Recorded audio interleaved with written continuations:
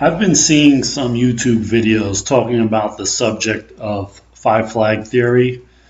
Now, this is an old idea. It's usually known as PT, and PT stands for a bunch of things like perpetual traveler, passing through, previous taxpayer, and it's about having your money, your passport, your business, and your residency all in different countries depending on which country is best for each one of those things, with the goal of minimizing or eliminating your taxes and the reach of governments.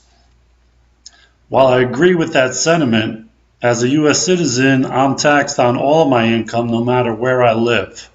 So, still, back in 2010, I opened foreign bank accounts with the purpose of diversifying some money out of the U.S. banking system and the U.S. dollar. My experience in doing that has been a lot different from what you see pitched in some of these videos.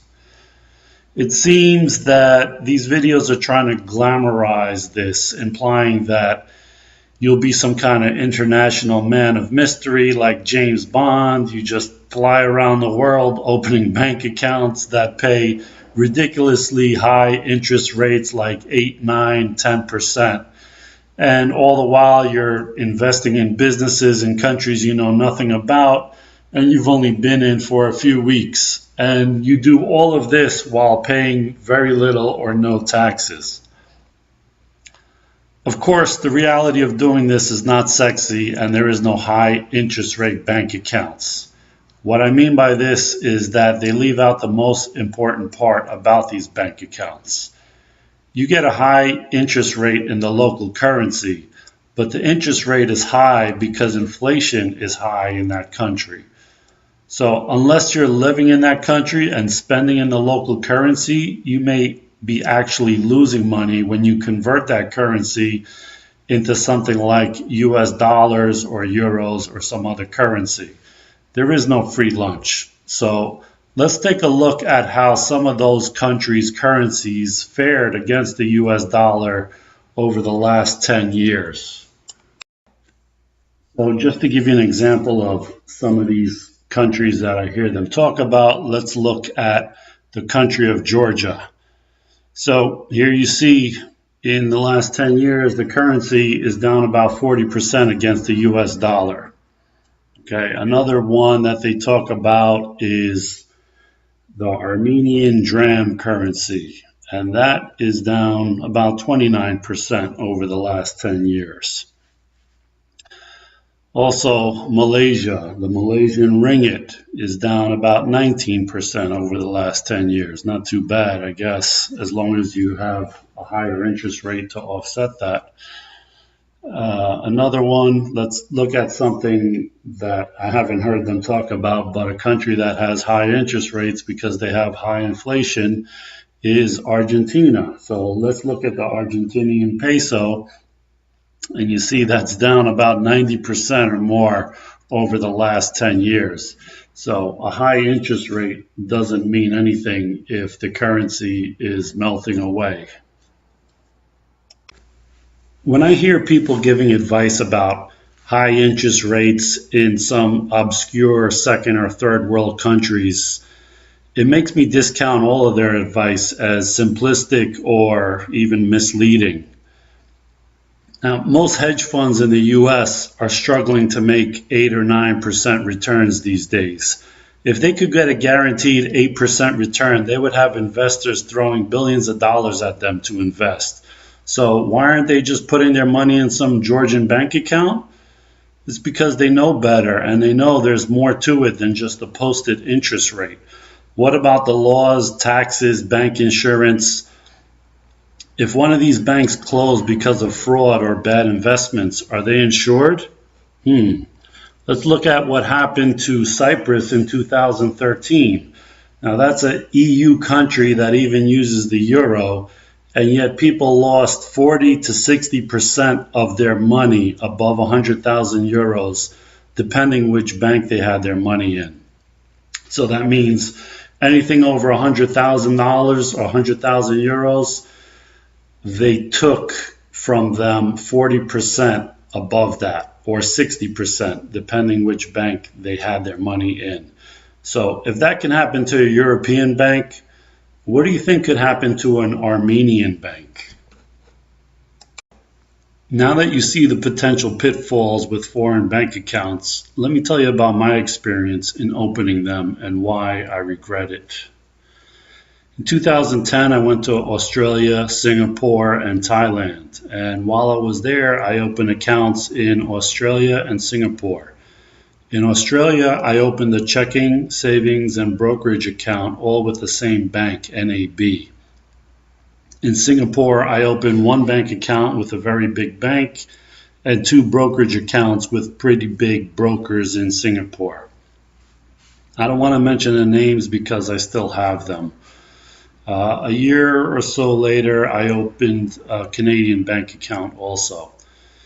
It was not hard to open these accounts, although one place in Singapore did turn me down because I am a U.S. citizen and they didn't want the hassle. So I don't know how much harder it is to open them these days. I imagine probably a little harder. So why do I regret opening them? Well, I could say because their local currencies have fallen against the US dollar and the US stock market has risen about 3 times from the 2010 levels when I opened these accounts. But it's not that, because there's always an investment that is done better than the one you're in, and of course hindsight is 2020. The real regret is more about the hassle of the paperwork in complying with FACTA and filing an FBAR every year and the IRS form 8938 and having to figure out what the high watermark was in each account and translate it into US dollars and the interest and all of that crazy stuff. It's also about trying to figure out how different stock markets work and the realization that these markets are very small and they charge very high fees compared to the US. And every country is different with rules and their ways of doing things. So it's hard enough to know all the rules and regulations about how things work in your own country, let alone trying to figure it out in multiple different countries. Also, some of these firms leave a lot to be desired. Like the 2 brokerage firms I have in Singapore, their websites look like they're from the 1990s still, okay? And up until about a year ago, they were both still sending me paper statements in the mail. Now only one of them sends me paper statements. The other one finally went to electronic statements. Since I pointed out the currencies falling in some of the countries that were mentioned in these YouTube videos about opening bank accounts in foreign countries, let me also point out the currencies of the countries that I open bank accounts in that are supposedly more stable. So let's see if they actually are. So the first one is Australia. And if you look from about 2010 when I opened the account, the Australian dollar was about par with the US dollar, and now it's about 30% lower. Same thing goes for Canada, almost about the same. Canadian dollar was about par with the US dollar, and now it's about 30% less. Luckily, Singapore is a little less worse. It's only down about 6% from the time I opened the account. However, a large amount of my money, of my foreign money, is in the Singapore accounts. So even that is down 6%, which is not terrible, but not great either by any means. So that just goes to show you that even places that you think are more stable or have a stable currency or whatever, there's no guarantee in any of this. So before you open a foreign bank account, you should really think about, one, if you really need one. And I would say that most people probably don't. So don't just throw a few $1,000s in thinking just it's cool to have or something, because believe me, the headaches are not worth the little bit of peace of mind. Only if you have maybe a large amount of money that you really want to put away and diversify out of the currency that you're in your home country or something along that line, should you really consider opening a foreign bank account.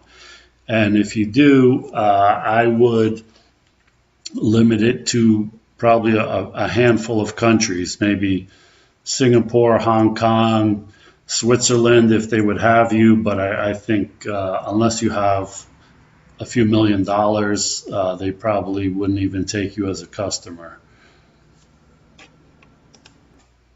And since the majority of my viewers are from the US or Europe, I would say the best advice is make your money in your country where you have a better understanding of how to invest, and you can go and spend it in other countries, use a debit card or a credit card. You don't necessarily need a foreign bank account, only really in special cases. So don't believe the hype that you need to open bank accounts all over the world with a few thousand here, a few thousand there. It's way more hassle than it's worth, and I know that firsthand. So that's my video. Thank you for watching. Please give me a thumbs up if you like it. And if you have any questions or comments, leave them down below. Thank you.